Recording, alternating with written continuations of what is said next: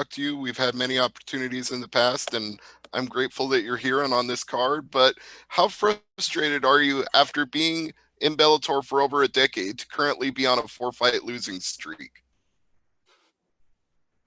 Is that a question you really need to ask me? I mean, how frustrating do you think it is? I mean, it's always frustrating to lose one fight, shit, let alone two. But to lose four, fuck, man, it's definitely frustrating. But it's not something that I thought about.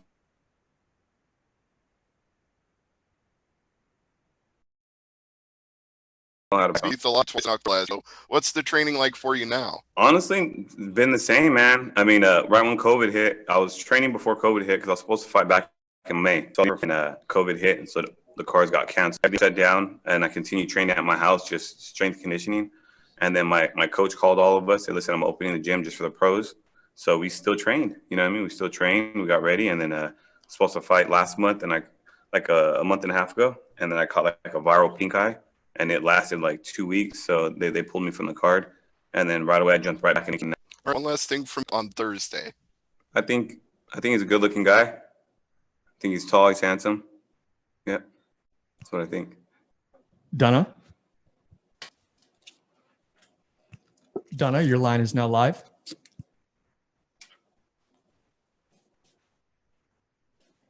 Okay, well, Mark, your line is now live. Hi, Syed. My question for you is, in 2019, 2018, you were a very active fighter. Was this pandemic almost a blessing in disguise for you that you got to get some months away from the cage, or would you have rather preferred to? No, man, I have ADD, man. I go 100 miles per hour with whatever I'm doing. If I'm at home, I'm doing a million things at home. I like to be active. I'm not a guy that's gonna sit on his couch and just let time go by. I'm fortunate enough I've been fighting for so long that, my kids, I train and I'm home with my kids. I don't have a 9 to 5, so I don't spend, I do spend hours at home. I get to spend time with my kids, watch them grow.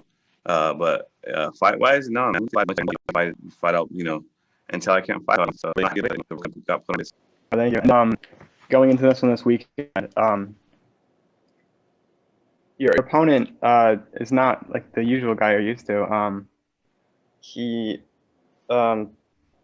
really young in promotion, and you are. Do you feel almost like weird that you're being matched up with him, or?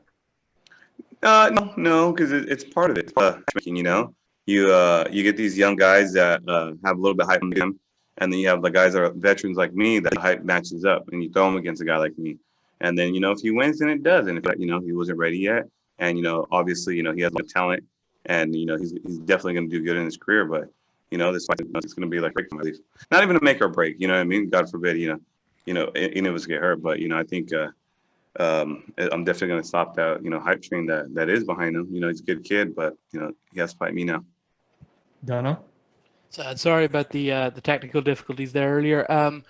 In terms of the welterweight sort of division or the divisions you find yourselves in, what do you make of the landscape of welterweight in Bellator at the moment?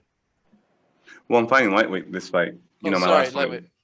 Oh, okay. I mean, the belt's being held by a 45-pounder. He's really good. I take nothing from him. And he's locked up in another competition.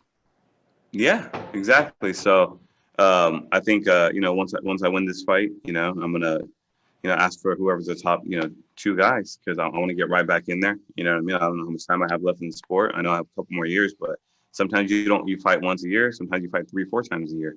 So however many times I need to fight to get back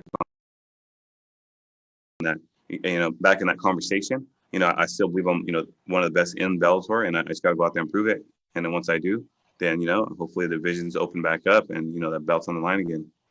I have two more, if you don't mind. One is, did you have any trepidation about coming back and fighting during the situation we're in at the moment? I know that cases are back on the up and things like that. Were you in any way concerned about getting back in the cage? Not at all. Not at all, man. If you live in fear, you'll never be able to accomplish anything. You know what I mean? No matter what's going on. And that's one thing I don't do. I don't live in fear, no matter what's going on, no matter how bad the situation is for anybody. I mean, I still wake up every day. I still have my coffee. I kiss my babies. And, I go about my day, whether there's a pandemic outside or whether, everything's open. So I don't live in fear, no matter what's going on. And I'll never let something control me. maybe this question's been touched on before, but do you feel that this fight is make or break for you in the promotion? I mean, it's up to the promotion. You know what I mean? I feel like I put my neck out there whenever they needed me. I never turned down a fight. I fought, I broke my ankle 2 weeks before one of my fights. This was 3 fights ago. I literally broke my ankle, bone in my ankle, and I still fought. I cut the top of my foot 5 days out before plenty of times. Lenny? Hi, Saad. How are you? I'm doing great. How about yourself? Yeah, I'm doing good. Thank you for asking. Before this fight, you said you envisioned an early round KO or even a 3-round war with your opponent. What type of Saad Awad can we expect to walk into the Bellator cage this weekend? So I don't see mine, pretty solid. I think, you know what I mean? It's there's little things. I'm pretty aggressive in some of my fights. Like when I fought Gertz, I kind of thought I won that fight. And I was aggressive. I was controlling the whole round. I did get dropped, but I came back and I still feel like I won the round. I'm like,